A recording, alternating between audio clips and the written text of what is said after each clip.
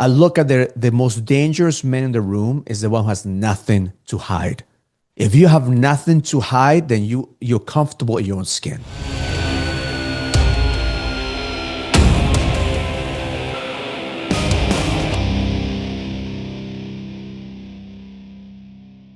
Hey, Dr. Keith Johnson here. Welcome to the Dangerous Men's broadcast, where we empower men to dominate in the four main domains of life: spiritually, relationally, physically, and financially. Welcome today. I'm so excited that you joined us because I have a special guest here with us in the studio today, Raul Ruiz. Man, I'm telling you, he is the founder of the Edge movement. And I'm so excited he's with us. You're going to be highly blessed. You're going to want to make sure you take notes and share this with your friends here today. But before we get started, many of you guys know who are part of the Dangerous movement. You know that I've said time and time again that before a man faces a midlife crisis, he will first face a midlife evaluation. There will come a time in your life where God is trying to get you to transition. He's trying to develop a new man, a better man on the inside of you.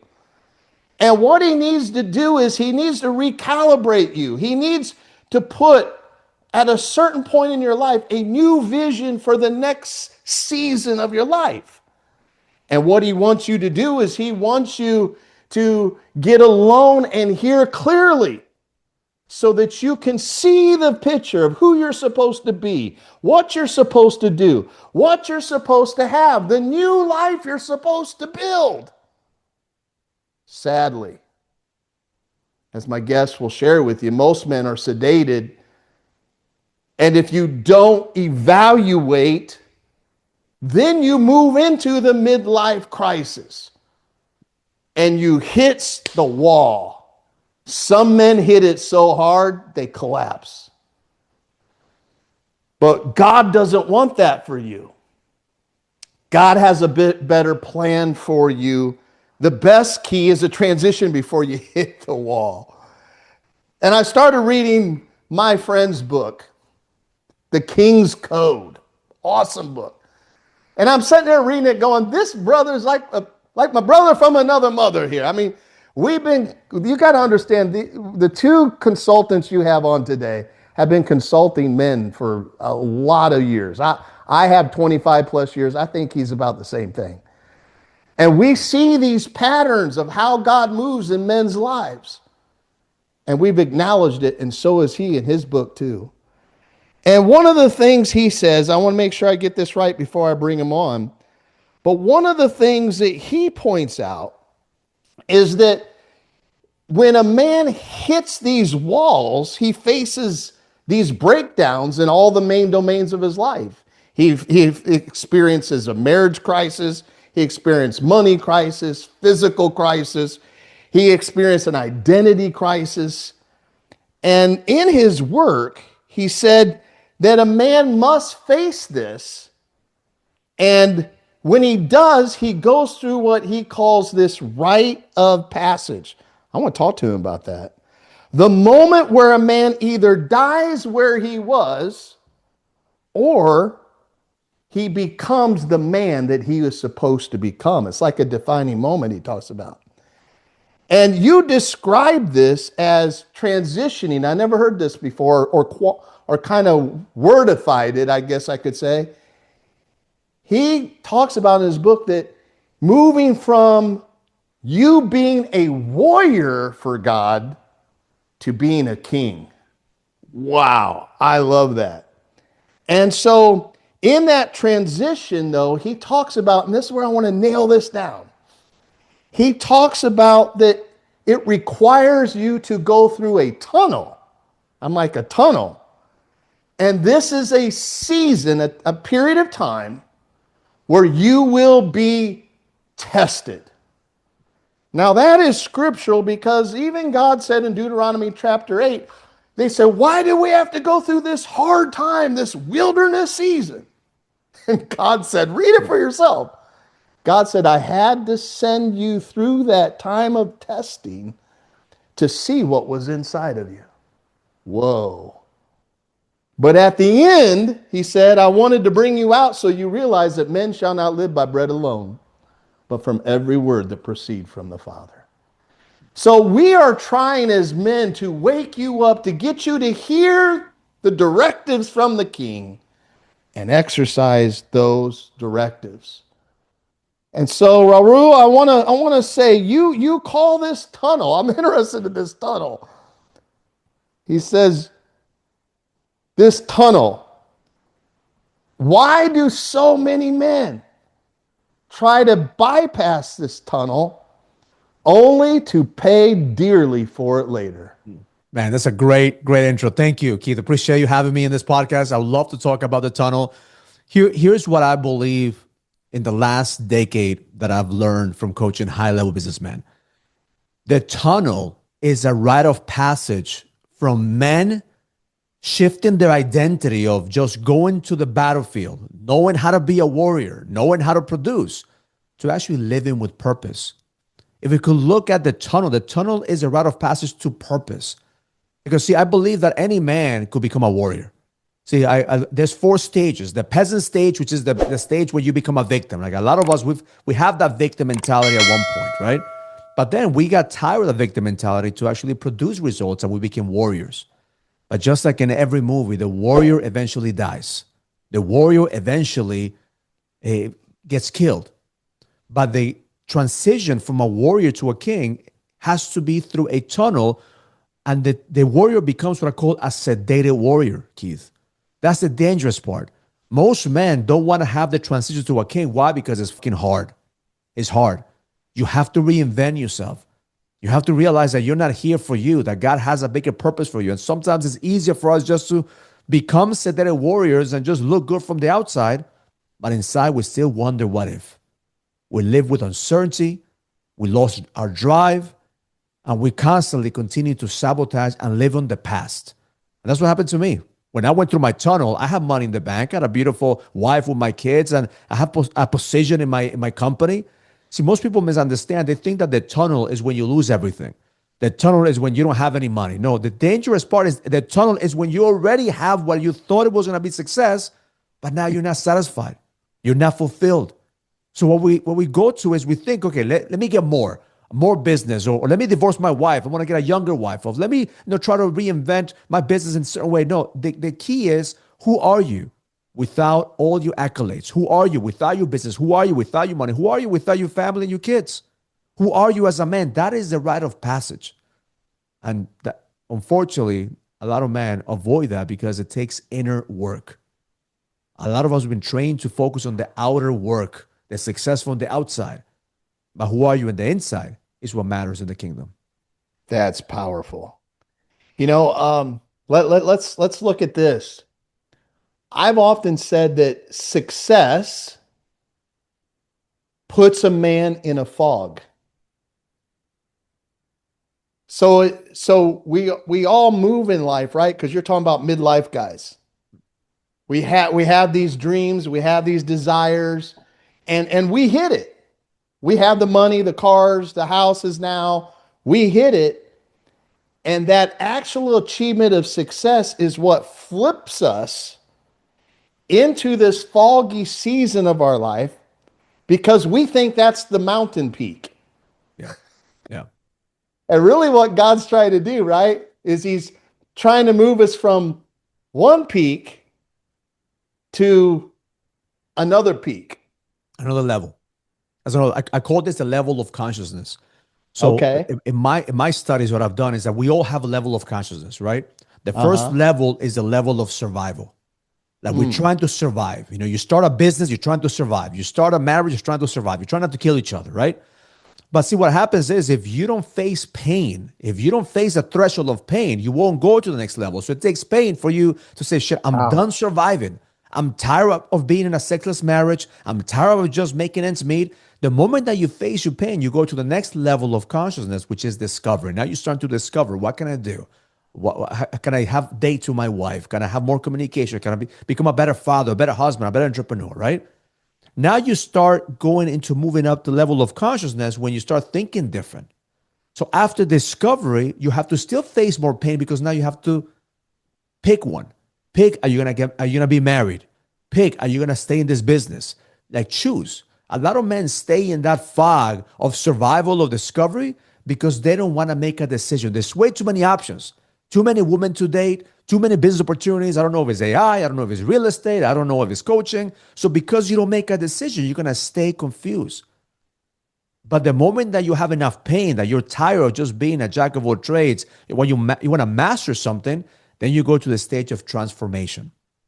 Here's what happens, Keith. In transformation, that's the most exciting part of a man because you feel like you're growing, your business is making money, your business is producing, you're transforming your marriage, you're transforming your body, and you look good. And the transformation is where most men think, this is it. I made it. I have money, I have success. But the transformation is just another stage of consciousness. That's when you have to go through pain to go to the awakening. The awakening consciousness is led by purpose. The transformation is more about figuring out who you are, the significance of it. But it's hard to face pain when you have money in the bank. It's hard to face pain when everybody's looking up to you. It's hard to face because now you have to induce a level of pain yourself. Right. Because now in survival, the pain is obvious, man. You got like your kids are telling you, why don't we have, food on the table? Your wife is telling you, why can't you, buy a new car, right? So the pain is there. In transformation, maybe your wife is telling you, hey, you want to slow down. Maybe you want to slow down. Maybe your peers are retiring and you don't want to play harder anymore. So I believe that men in their 50s, 40s, 50s, they're stuck in transformation and they become a sedated warrior because they refuse to face their pain. But that's where the rite of passage happens. Once you face the pain is like, man, I still have another 20, 30 years more to go. That's when I coach men, I ask them to look at their legacy and ask them, in the last 5 decades, do you see yourself in the next 5 years doing more than you did the last 5 decades? And the answer, 100% of them, is yes. But when they ask their wives, they want to slow down. If they ask their kids, so everybody around you is telling you, oh, it's time for you to slow down. Everything inside of you is telling you it's time for me to double down. So that is the conflict. You're stuck in transformation, an identity of refusing to grow when there's a whole different level. And that's what I'm excited. I think men in their 50s right now, they are dangerous. Why? Because they could do more in 5 years than they did in the last 5 decades. And right now in this market, you realize that we're entering a market that it needs battle-tested entrepreneurs. What do I mean by battle-tested? Men who've gone up and down, who are not afraid to have lost it all, but they have rebuilt. These entrepreneurs who've been in the business for the last 5 decades, 5 years, they're about to hit the next wave, and some of them, probably 90% of them, are not going to survive because they haven't been battle-tested. They don't know what it's like to go through a recession. They don't know what it's like to go through a down market. Now they're about to figure it out. I don't like pain. I know none of us do, but I definitely know what it feels like, my brother, to when you hit, I call it like I was in a rhythm of success for many years and didn't even know what pain was like for a while. Like I didn't have to do that. And then I got hit really hard. And isn't it interesting that maybe it's not like our money, but maybe it could be like a family member. Like for me is my daughter has, 15 plus strokes and she should be dead. And I'm in a 2.5 year battle for her life. Right. And so, it's just so interesting how we can get in that flow. And to be honest with you, I think about it like what you're talking about, like, did I really experience massive transformation when I was just in the rhythms of success? The answer really has to be honest is no. It's like you're up on the mountain dancing, going, woohoo! You're on the mountaintop going, oh yeah. But you stay on the mountaintop long enough, you stop climbing and you get weaker, right? Yeah, and I think that a lot of us have been conditioned to feel good enough as long as we have success from the outside. We've been conditioned as men to chase success, chase the shiny objects, chase the next big deal, Yeah. chase the next. That is the warrior's way. That is Warrior's what way. creates a good warrior. I mean, listen, the warrior is needed, but the warrior is not the end game. Because what happens with the warrior is that it's never going to be enough, Keith. You're He never just going to keeps have enough fighting, money. fighting, You're fighting, never going to fighting, have enough fighting. success. So you're always feeding the mind. Yeah. So what happens in the tunnel, and especially I experienced that is a soul searching tunnel. It strips away your identity, strips away who you are, and then you start questioning yourself like, "Fuck, do I have purpose in my life? Have I given it my all? Is this all there is?" So if you're asking yourself this question right now, it's probably because you're entering that tunnel. You may be in the tunnel, but that's where you have to push the pain of knowing that there's another level in order for you to break through. Because that wall that you're talking about, that wall either breaks you or you break through that wall. You know, I was just having a team meeting at the beginning of the year, and I started with their meeting here in our office with, this is the year of disruption. This is the year The that we year have of to what? disruption. Disruption. We have to disrupt the way that we operate. We have to disrupt our business. Before the market disrupts us, we got to get ahead to disrupt our business, disrupt our mindset. But it all starts with you realizing why you're here. Why do you think 2025 has been a challenging year? I'm coaching a lot of men that have been through a lot of shit 2025. Yes, Like me 2025 too. was a tested year. And you and I, we know some people that went through shit through the last 12 months, right? Yep. And every morning, my son gave me a Bible for my birthday on last year, and I started reading the Bible every single day. I'm a Christian. I believe in God, but the Bible for me, I wasn't very too much into the Bible for like the past couple of years, right? Because mainly I do a lot of meditation and I connect with God. So my belief was like, what is the Bible going to teach me that I already don't know, right? But I started reading the Bible from a different perspective. I started praying and asking God just to guide me and show me a passage that I could use today. Not something I could use tomorrow, use today. And I go with the intention of as if God was speaking to me for today. Right. So now every single day I read read the Bible, there's something that I could apply in today. So that morning, the passage was when John the Baptist baptized Jesus and he went into the water. And the moment that God spoke and said, "Here's my son, the one that I'm proud of. Here's my son." And he gave him the Holy Spirit. So imagine this. At that moment, Jesus was standing there, getting validation from his Father, right? That was his proudest moment. Like now I'm acknowledged, like God is acknowledging to everyone, this is my son, right? What happened right after that? I didn't know this. I just read it this year. Do you know what happened right after that? After he got baptized, where did he go? He went into the wilderness. He went into the wilderness. He went to get tested. See, some of us, we think that the moment that we get the revelation, the vision that God says, "Okay, I want you to do this," all of a sudden everything is going to work, right? Woo! Everything, let's go. No, now that you have the validation, now comes the purification. The validation comes first. Maybe your system work, maybe your business work, and now the purification, meaning letting go of everything that doesn't serve you. So at that moment, the last part of Jesus that was human, the last human aspect, died in the wilderness. That was his rite of passage when the devil was tempting him, saying, "Hey, maybe I could give you all this. Just serve me, or call you angels, and they could and they could come get you." See, he tempted him to use what he knows what he could do, but then what he countered with, "No, not today. Not today. I'm not going. Let go, or leave." His bracelet just signifies that part where the enemy is in your ear, and you could choose to believe your enemy, or you could choose, like Jesus said, "Not today. Today, I'm not going to listen to this. I know who I am. I know who my Father is. I know what I'm here to do." That's the purification stage. That's what the tunnel does for every single man. If you have been called, if you have a vision, if you have a calling, well, the next level is the purification stage, because you need to go through pain to step into the awakening stage.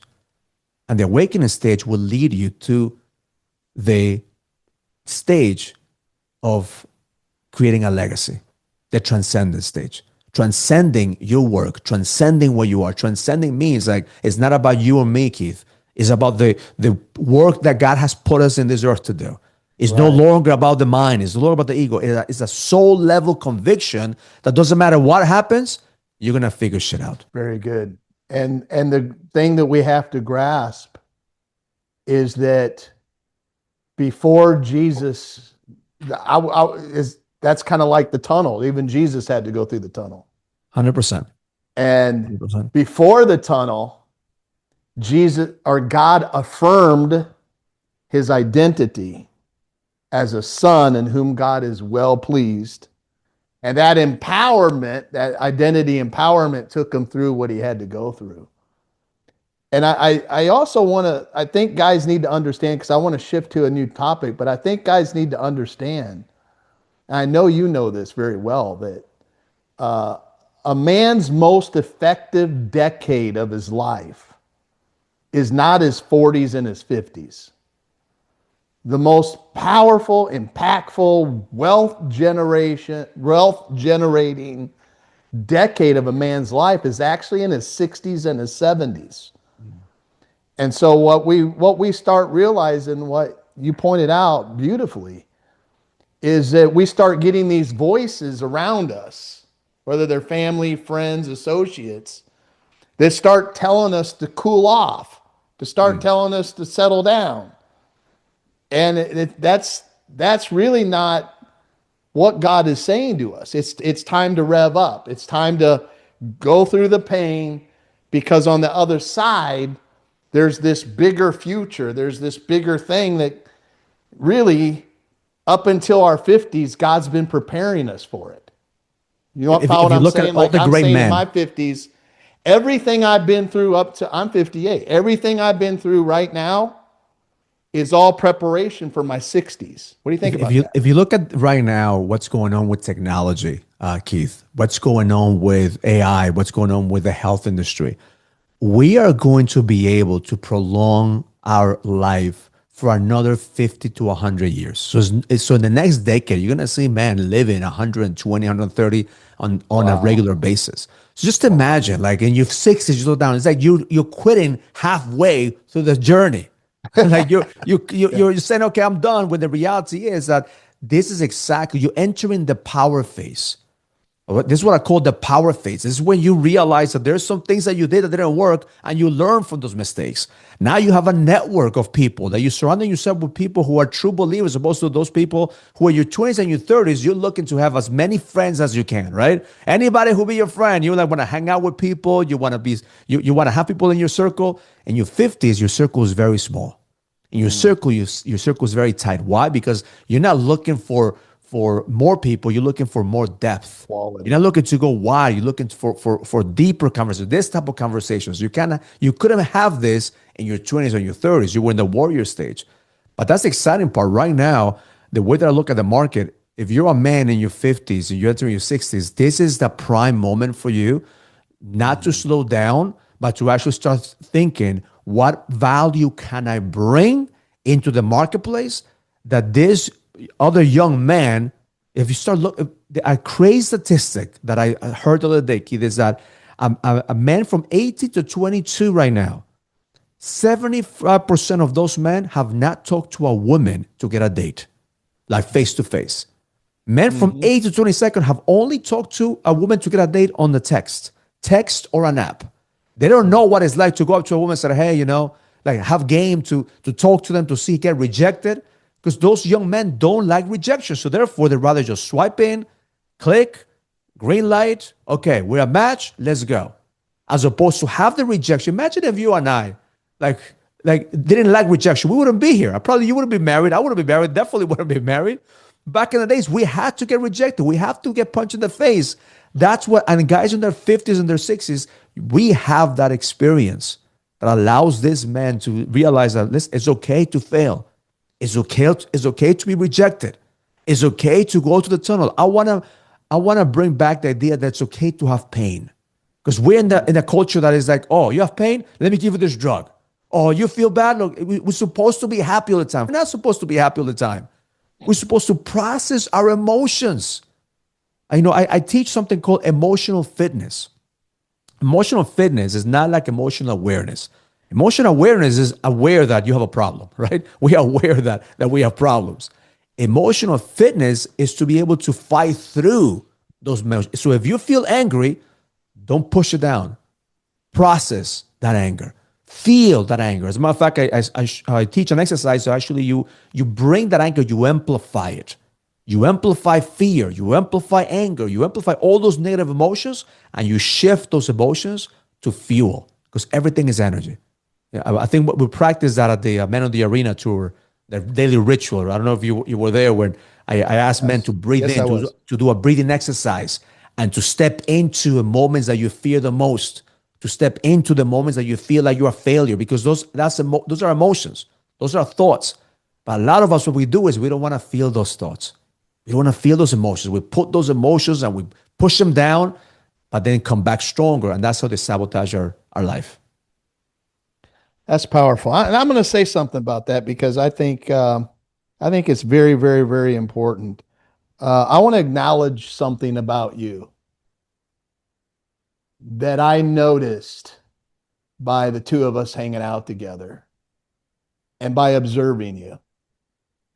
One of the things that I noticed about you is the way you are an example in your physiology, meaning you know how to walk, you know how to stand, you know the poses that a man should have to project Mm.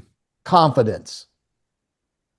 And I want to applaud you for that. Out of all the men I've seen in the world, I mean really high level dudes. There's very few men that have presence that you carry. You carry a presence that says, I'm a super confident guy. Good job, brother. Thank you, brother. Thank you. Where does And that that has been come from? Why? it's training, How is that? Have you worked training, on that? training. If you would have met me 20 years ago, I wasn't this man. I walk into a room with my ego, pretending, right? With my business card, with my idea of who I had to be, right? I look at the most dangerous man in the room is the one who has nothing to hide. If you have nothing to hide, then you're comfortable in your own skin. It's funny because I went to Richard Branson's island, Necker Island.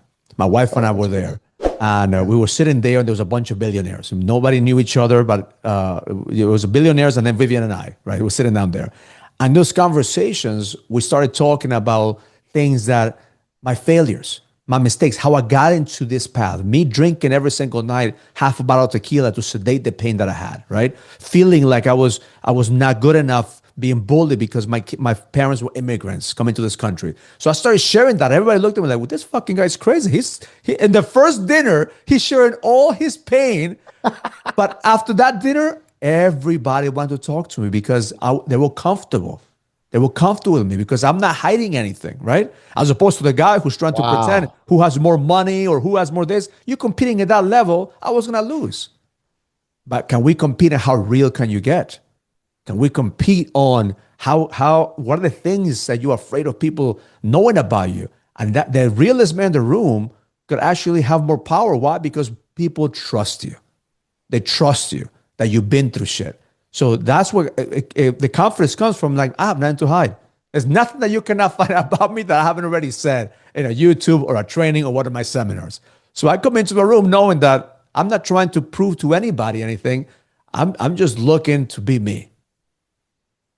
And like I think all of us who are involved now. I'm the newbie in the block, man. You talk about the funnel. I went through the funnel with my daughter for 2.5 years. I experienced rhythms of success, success, success, success. This happened to my daughter, and I retreated, man. I sedated and stopped traveling, stopped doing things that I was doing. Just went into coaching guys, but backed off the throttle. Mm. And And then my wife and my daughter like came to me and said, I mean, they're fielding all these phone calls from my nieces, nephews, other leaders' wives, like talking about the condition of their men. And my wife and my daughter's like, they get this prophetic anointing on them, right? Like say, God wants you to get back out there. There's men out there that need Mm, your help and blah blah. Oh, they just went after me, brother. They just went after me. mm, And in that time, I was like, why do I want to do that? And then finally, I said, okay, I'm going to pray about this. And really, God really put it on my heart to start this. Drop the word dangerous confidence in my heart, which I've been talking about confidence for years, but now it's not. It's dangerous is at another level where there's no questioning. You yeah. do what the Yeah. king says, no matter what the cost, right? And it's not like tying your shoes confidence. That's natural confidence. Well, I call it having absolute certainty. See, Absolute certainty. Yeah. absolute certainty comes from not having everything perfect Yeah. because you could be confident when you know that you have your shit together, right? But Hmm. can you have certainty in the middle of the storm? Can Yeah. you step into the storm and be absolute certain that God is going to provide, that God is going to protect you, that God is going to deliver you? Going back to why did Jesus have absolute certainty in the middle of the wilderness? Because he knew who he was. Yeah. He knew he was, right? So when we go into the tunnel, we go into the wilderness. If we don't have absolute certainty of who made us, who we are, what we came here to do, we are going to crumble. But that doesn't mean that you have all your shit together. Listen, I don't have Yeah. my shit together. I tell my clients that I coach, like the last thing I want to think is I made it. Like I haven't made it, right? I'm in the path just like you. I might be just one step ahead mentally or Exactly. emotionally, but I'm Right. just in the same game as you because Right. we are entering an era with AI, Keith, that there's no more gurus. There's nothing that you could teach me or that I could teach you that you cannot ask ChatGPT right now and make it even better. All right. So the information age took a whole different level with AI. But we are in an era of accountability. The reason that most men that I coach stay with me knowing that I don't have all the answers because I help them hold them accountable to a higher standard. And this is where you have to live a certain way in order for you to be able to teach. That's what I hated the coaching world, Keith. I'll be honest with you. I never wanted to Love be in it. the coaching industry. My background's in real estate. I was making money in real estate. I didn't need to be in this business. But the moment that was a breakthrough for me was my first seminar. I started in. We had an event in Vegas. That's where Garrett came in as a speaker. There no Garrett, before. I called him up to be a speaker, and the whole purpose of that event, Keith, was to raise money for real estate because I knew the boom was coming up, and any way that you put money in real estate, we're gonna double, triple, or quadruple our money. But then I started sharing my story of sedation, my story of drinking, my story of depression, my story of being in the tunnel, which that was just kind of like a little side thing. The main thing was the business, right?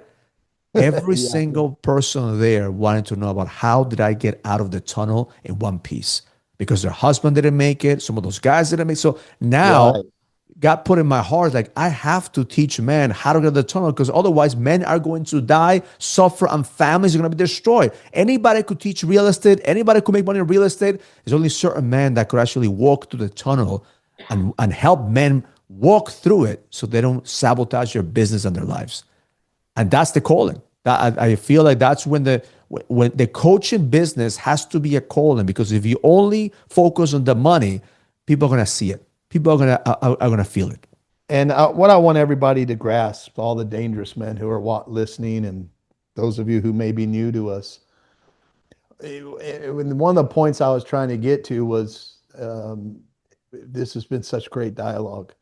Was that one of the things with all of the guys who are in this space right now that can agree across the boards is if you want a code, whether you call it the edge code, the king's code, the dangerous code, whatever code you want, it's this one. It all starts with this. Tell yourself the truth. Mm. Be truthful. If you notice, he's on this podcast. He's sharing his stuff. He goes to a billionaire island. He's not up there telling about how awesome he is and how big his men's conferences is. He starts with telling the truth. This is where I really came from, and this was my pain. And it opens you up. And I love that. Thank you for sharing that piece of it. And we are not immune um, to the enemy's attack, Keith. And I want to make sure that everybody understands that when everybody's selling you perfection, when everybody's telling you have to be perfect, that's where you have to be skeptical. Because as humans, what's definitely going to happen is that you're going to fall. And what I offer to my guys when I coach is like, listen, when you fall, someone's going to be there for you. We're not going to judge you. We're going to hold the space for you to get back up. Because I want that same grace if I need it. Because what I'm looking for is I'm looking for a community that has the accountability and the grace to lift each other back up. I just literally this morning had a conversation. I have an inner circle call, a bunch of guys going through a lot of shit, right? And it was the best call. Why? Because they don't have a space where they could actually put their armor down and say, hey, man, I'm getting sued on this. Or, hey, man, I'm having problems with my marriage. Or, hey, man, this was going on. And then men will hold the space and listen, all right, I hear you, but what are you going to do about it? I hear you, but you're not a victim of your circumstances. The mantra is always you problem, but you also the solution. When you take extreme ownership, you realize I just need a place that I could actually talk this through, let my energy there, then I will pick up my match. I'll pick up my sword and go. Because that's what we need. We need accountability, not from a place of being a victim. We need accountability from a place, okay, Keith, I hear you, or what are you going to do? I'm here to hold the space for you, but you have to bring a solution. You have to do something because next week I'm going to check up on you. And if you're still in the same shit that you're in right now, you're being a victim. So as men, we all need that. We need somebody to hold us accountable to make sure that we reprogram our BS story, our belief system. Our belief system sometimes becomes our bullshit story. Ever feel like something's just off? Your body's slipping, your marriage is strained, and your income is stalled. And no one around you can push you to win. It's not your fault. You're just hanging out in the wrong circles. Ecclesiastes says, pity a man who walks alone, because if he falls, he's in trouble. So I'm inviting you into the Dangerous Coalition, an elite brotherhood for high-achieving men ready to dominate in every domain in life. Join me at dangerouscoalition.com and watch where God takes you in the days to come. It'll be more than you ever thought possible. Godspeed, my friend.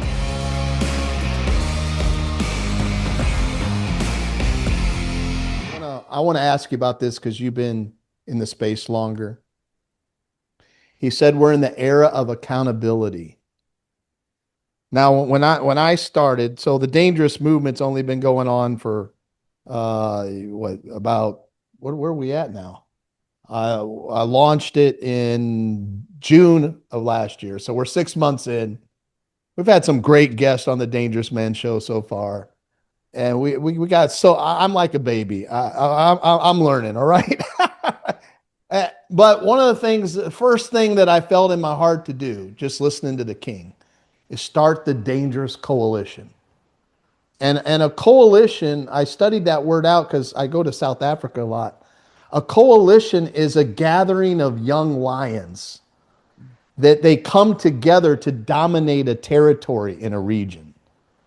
And that's how I see that. Like the Dangerous Coalition is a gathering of lion men, right? Who want to dominate, who don't have a get out of the earth mentality, who we want to take over for the King, right? But I think I'm just coming to understand this, of the importance of brotherhood. You're calling it community. But here's the download I'm getting. I don't think men can change, really transform, unless they're in a brotherhood. Yep. Because there is no accountability, brother. Who are you accountable to? Oh, my 100%. wife. Yeah, oh, come on. 100%. 100%. I'm with pastors. Who are you accountable to? Oh, my denomination is blah, blah, blah. I'm like, yeah, I don't, but there's no accountability there, brother. Where is your real group of lions Yep. who you roar, he roars. You don't do what you're supposed to do, he kicks you in the behind. You've been doing this longer with the. I know you had a community of guys called the Edge, and you're. Talk to me about what you Yeah. understand about this. Am I right in thinking this way? 100%. When I started this, I thought my purpose was to help men have less pain in their lives, like release their pain, right? They come to my Right. boot camps, they come to and I just pour all the shit they've been Come through and get they feel healed. better, right? Yeah. What I realize is that that's not my purpose. My purpose is to help them acknowledge the pain and use that pain for fuel. Yeah. So the way that we do this is by one being real and truthful about our pain, our situation, and realizing that is also feedback of what I need to work on, feedback of who do I need to become. So one of the frameworks that we use here at the Edge is you have to reinvent yourself every 100 days. If you're not a different version 100 days at a time, you're not growing. Like you could change your life 100 days at a time. Like I've seen marriages change 100 days at a time. I've seen business turn around 100 days at a time. So I live my life 100 days at a time. So when I started this experience as a coach, I didn't want to. I wrestled with God. I was like, God, this is not for me. Let me just focus on real estate. And God would say, just give me 100 days. Give me 100 days. In 100 days, I'll put a couple events and I renew my commitment. Okay, another 100 days, another 100 days, another 100 days. So now 10 years later, we've Okay, 100 days. thousands of That men. failed. No, it didn't fail. I did pretty good. So when you start looking that there is urgency in 100 days, and there is accountability that you have to get better in 100 days. Now, you're not going to solve all your problems, but you have to at least become a better version from what you were 100 days ago. So, and we track this. We track this. I call this the 7 habits of a king. The 7 habits: work out, body; meditate Right. or pray, being; execute on your business, bonds; talk to your wife, talk to your kids; have a daily ritual that's non-negotiable, daily meditation ritual that you start the day with; write down and journal your king's code, and be accountable to your actions by having a list of the things that you must accomplish that week. So 7 things, 7 habits that we track every single day, and every single week we get together and we rank ourselves. Where are you in the team? And then I put men into teams, and now we're competing with each other. And every 100 days we have a winning team and we have a losing team.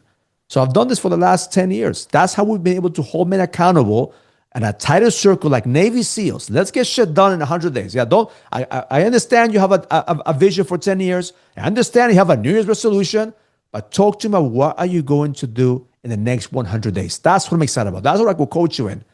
And then 100 days from now, you're going to be a complete different version.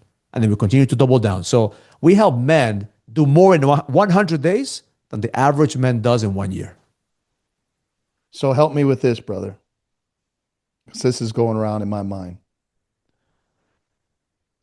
You've spoke at the big conferences. I've spoke at the big conferences. Rah, rah, rah, rah, rah, rah. And more within me, I love speaking on big stage. That it's really my gift. I mean, talking behind this camera here, I'm not so great. But when you put me on a big stage, I master the stage. I've done it for so long. And so, but I'm coming to understand, and at least I'm feeling this, is that the big stage isn't where the real transformations happen. It's really, what Jesus said: go make disciples, disciplined ones. It's more in the give me 12 guys, come hang out with me for 3.5 years. What do you think? I mean, what do you? It goes back to depth. It goes back to, and listen, I was a student of those big conferences. I used to get my high every single time Tony Robbins would come to town. So I love going to the motivational conference until I realized that was also a drug. I was addicted to the dopamine that motivation will give me. So if you have another word for motivation, is dopamine. We could get motivated. Both of you, both of us, we could get high and get motivated. But that's not gonna change your circumstances. That's not gonna change your bank account. That's not gonna change your fitness. That's not gonna change your motivation because it's all emotion. So we don't rely on emotions. I teach men emotional fitness so they don't rely on their emotions. One of the mantras that I have, I'm not my thoughts, I'm not my feelings, I am not my emotions. I am the awareness of the thoughts, feelings, and emotions that I'm having. So therefore, I could choose. Is this thought serving me? Is this emotion serving me?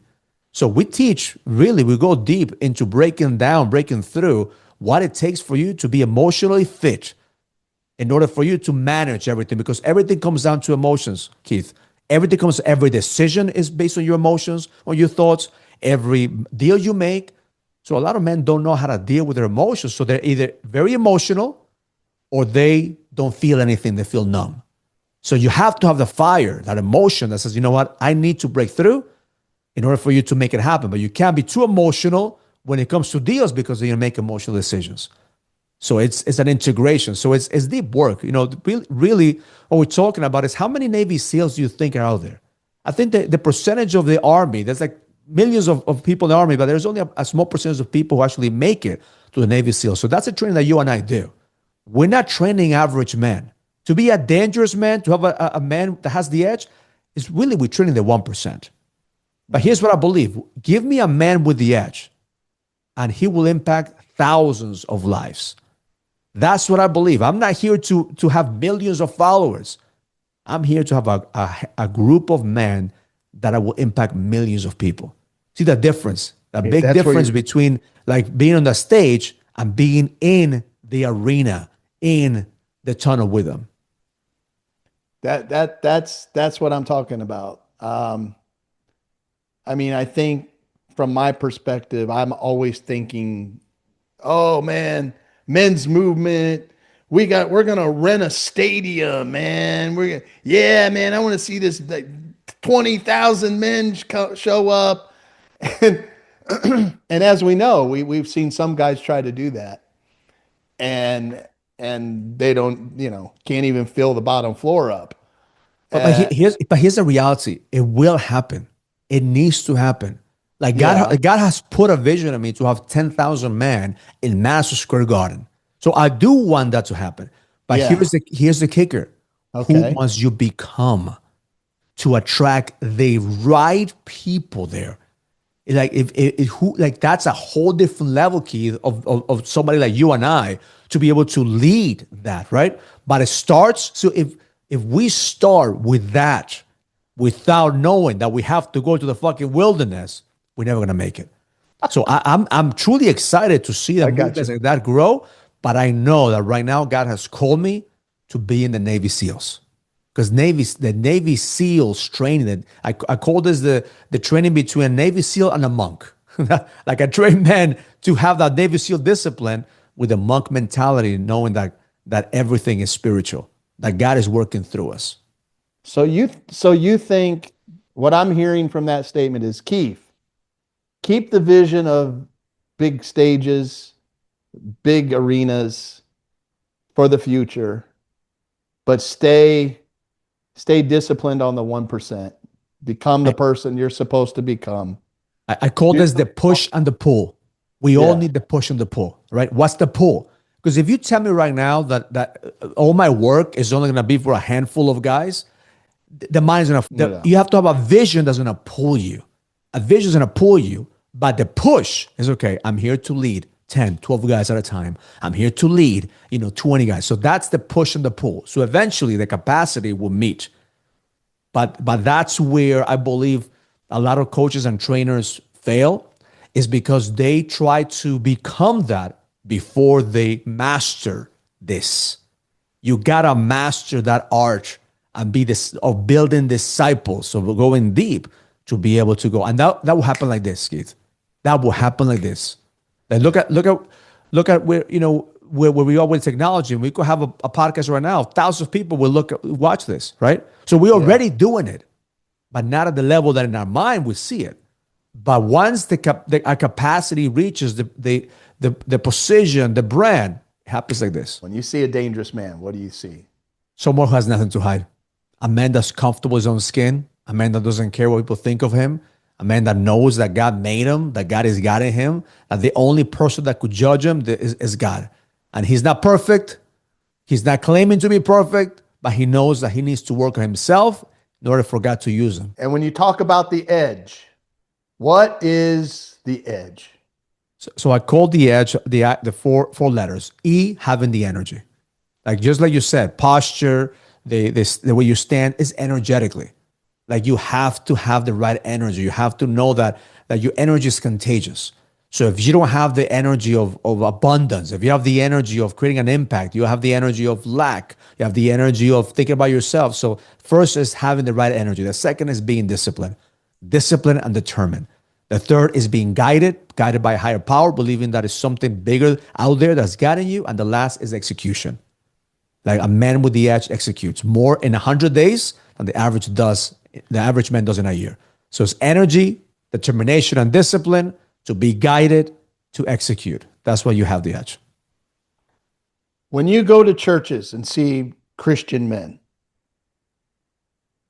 tell me your honest opinion. When you look out at a group, and the average church today, you look out as a level, let's say you're level 7, level 8 guy walking in. What are you seeing when you look around? So I grew up in the Seventh-day Adventist church. I was a deacon, then I became an elder. Then when I went to my tunnel, I left the church because I felt that I couldn't relate anymore to the religion. Like at that moment, I felt like I needed to step outside religion to find something else. It wasn't easy. Like there was times I was in meditation retreats that I felt like, what am I doing here? Like, is this the devil pulling me, right? Meditation was, I was told by my pastor that meditation is a gateway to the devil, right? So I had to be really guarded. So the more I studied, I realized that God will protect you in any situation, but you also have to be diligent, right? So I started to meditate from a different perspective, first praying that God would protect me. And I went deep into meditation, right? So now, in the last decade, I haven't been in church. We just actually started just going to church in the last, I believe, two years. But in that 10-year period that I didn't go to church, I got closer to God than when I was 20 years in church. Why? Because I started to know God spiritually. I started to actually see how he's working in my life, hear his voice, become obedient. So when you ask me about men in the church, I think we take it for granted. We check the box. I know because I was one of them. Looking good, going just checking the box. I'm a good Christian. I'm just checking the box. So I think a lot of us that are going to church, we take that for granted. We just check the box. We think that, okay, it's like paying my taxes. I'm not going to go to jail as long as I pay my taxes. I'm going to go to heaven as long as I go to church and just tithe, right? Different experience. I think men in church have to ask themselves, am I truly having a relationship with God? And if I'm not having a relationship with God, what needs to happen for me to have a relationship with God? Where I stop hiding and actually acknowledge God on a daily basis. That's what I believe men's group, like community. Like I never preach about the religion in my coaching, but you ask some of those guys that I coach and they found God through our program. Why? Because God is in everything. You know, you can't just put God in a box. God will send men like you and I to go into the wilderness to help men find who they are. And religion, unfortunately, is sedating men more than helping them. Religion has a place as a first level, but then you have to go deeper. You have to have a true relationship with God in order for you to be able to be used by him. Well, you know, a lot of you guys listening to this are going to be like, what? He hasn't been to church in 3 years? OMG, this guy, what is Dr. Johnson having this guy on for? You're already going crazy. But hey, I want to suggest something to some of you guys. He has been going to church. He's been going to my church. You say, what? What? Oh yeah, he's been going to my church. Because I started a new church called the Dangerous Church. You say, what is the Dangerous Church? The Dangerous Church is not on Sunday morning. The Dangerous Church starts with guys at 5 a.m. in the morning. That's when we gather. We're Dangerous Church. Love it. Love it. And Love we it. go to God like the Old Testament, like the old apostles. They had no Matthew, Mark, Luke, and John. They had no first Peter, second Peter. They had no book of Revelations. But here's what they had. They understood that they had a direct line with God, and they prayed and they listened in the morning and they executed. And that, to Oh, me, that we can get a guy to go to dangerous church every single morning, and yeah, go to church on Sunday if you want to, but I think real growth happens on a daily basis. So there you go, guys. I just announced my new church, Dangerous Church. love it. Hey, Love it. Love Raul, it. you want to Let's join me go. for Let's Dangerous go. Church? Okay, hey, lift your hand, Raul. Lift your hand. In the name of the Father, Son, and the Holy Spirit, I now accept you as a member of the Dangerous I Church. received the blessings, man. I received the blessings. That's Oh, another thing that we'll add here. Have a practice of a daily ritual, a daily routine, a daily conversation with God.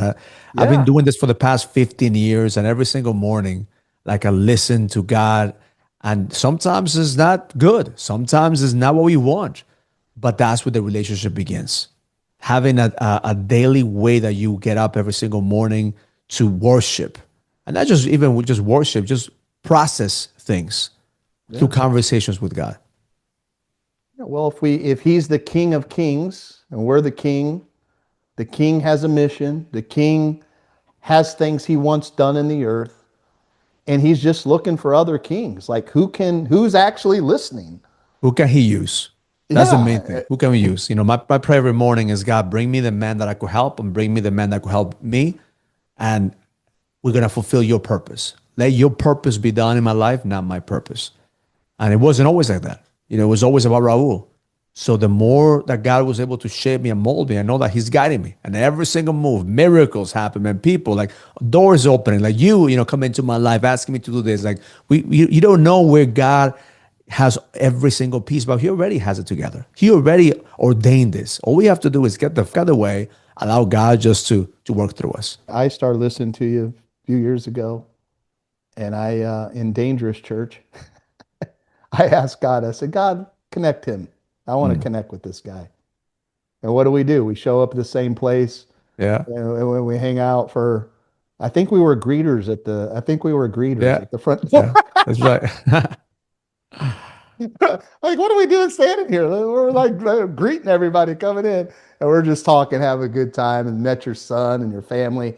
And this guy is his wife and his son, and he's doing a great work. When we talk about dangerous men, I think of you, my brother. You're doing a great Thank you, work. brother. You're Appreciate you. not Appreciate it. perfect. None of us are, but you're doing a great work. Well, before we go, I want you to just add one more thing. Like, what are some of the things that you would say to me as a group of guys forming together, and we're 6 months into this? You've been doing it for years. Yeah. What are some things you would say to me to say, hey, here's some things that I want to say to you that give you some wisdom as you continue to move forward? Just know that right now, the people that you're attracting into your circle, right? They serve a purpose. And don't get attached that they're gonna be there for the long run. People are gonna come and don't have I've had thousands of men come through my program, and I have a small inner circle of men, or 20, 30 guys. So if I have a feeling about all the other thousands of guys that didn't stick around, it wouldn't fulfill me, right? So as you grow in this, just know that as long as you help one man at a time, one man, and continue to double down, like just like in the Bible says, like plant the seeds, man. Plant the seeds. That's all you are doing. For the past 10 years, all I've done is plant the seeds. Plant the seeds. Now the next decade, I'm in a position that I'm gonna reap the benefits, and it's gonna be exponential growth. But 6 months in right now, you already have decades of experience planting seeds.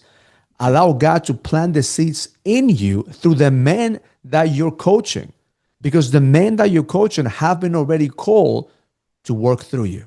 So whatever God has for you, nobody could take away. Amen and amen. Thank you. Hey, let the people know, how do we get in touch with you?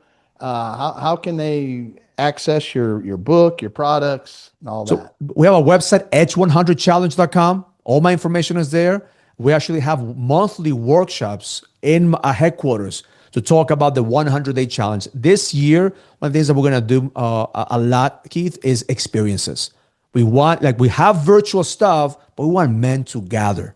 It's time for us to come out of our caves. Like COVID happened 6 years ago. You gotta be able to get out. You gotta stop just watching shit online, consuming content. It's all about experience. So come to experience an event with us. We have a leadership summit. I want to invite you to be part of that as well. April 23rd and 24th here in Connecticut. We're gonna have a group of men gathered together to lead, because we're talking about how to become better leaders, how to use AI to lead, how to build companies and exit companies. It's all about how, as an entrepreneur, we come in and make this world a better place. That's beautiful, beautiful. And of course, we'll post down below. We'll post his website. We'll post the links to his Instagram account. He posts some wonderful stuff there. Go over there, pick up his book. I mean, you'll find out a lot of what I'm saying, he's saying. And we're just in tune with God, and we've been working with guys for so long that we know the patterns, and his stuff will be a great blessing to you. Thank you for joining the Thank Dangerous you, Men brother. Show, my brother. Thank all of Appreciate you. you for watching. Make sure, hey guys, come on, man, help me, help a brother over here. Hit the share button. Don't just be a consumer. That's what women do. Women consume, consume, consume. Men, they're not consumers, they're producers. So click the link, forward it to one of your buddies. There's so many guys right now. Many of you know there's guys in their 50s. You're like, what's wrong with this guy? There's a lot of women that follow me. You're looking, thinking, man, that's my husband right there. Send it to your husband. Let him hear this message, because there's two guys here that can help your husband. And maybe you're going to be like my wife that just kept rah, rah, rah. she just stayed in my ear.